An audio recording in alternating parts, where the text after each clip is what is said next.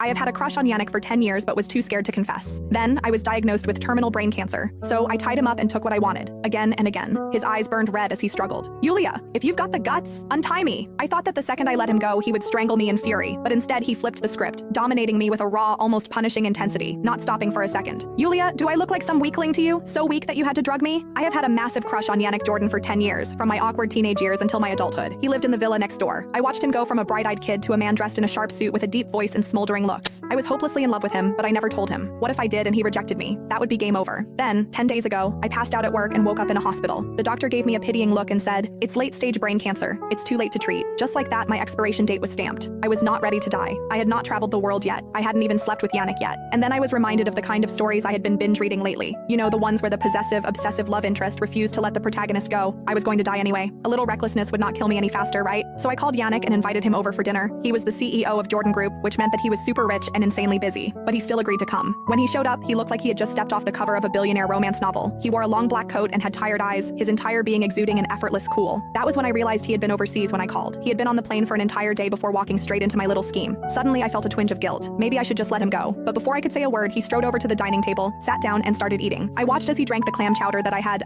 doctored a little. He raised an eyebrow at me mid-sip. "It's been a while. Your cooking has improved." Yeah, no kidding. Because it was takeout from the best restaurant in town. Why takeout? Because if I had cooked, it would have been so bad he wouldn't eat enough for my plan to work. By the time I grabbed a bowl from the kitchen, he was already looking a little woozy. I bit my lip. "Tired? Want to lie down?" He nodded. "I'm a little dizzy." "Take a rest then." We had known each other forever, so trust was not an issue. Hence, he followed me to the guest room without a second thought. Yannick was out cold. I struggled to peel off his coat, my fingers brushing against the crisp white fabric of his dress shirt. Beneath it, I could just barely make out the contours of his body. I swallowed, my throat suddenly dry as my pulse hammered against my ribs. But in the end, I lost my nerve. Instead, I rummaged through my closet and pulled out a collection of silk ties, ones I had bought for him over the years but never dared to give him. Well, tonight, they were finally going to serve a purpose. Carefully, I wrapped them around his wrists and ankles, securing him to the bed. By the time I was done, exhaustion hit me, and I collapsed onto the edge of the mattress. I lifted my gaze. I saw that Yannick's face was calm, his breathing steady. Right now, he looked so peaceful. But I knew that the moment he woke up, he would be furious. Just like the last time when his mother casually suggested that we should just get married, he was annoyed. I let my eyes linger on his face, memorizing every detail. I did not have much time left. In a few days, I would not get to see him ever again. I had spent my whole life being good and selfless.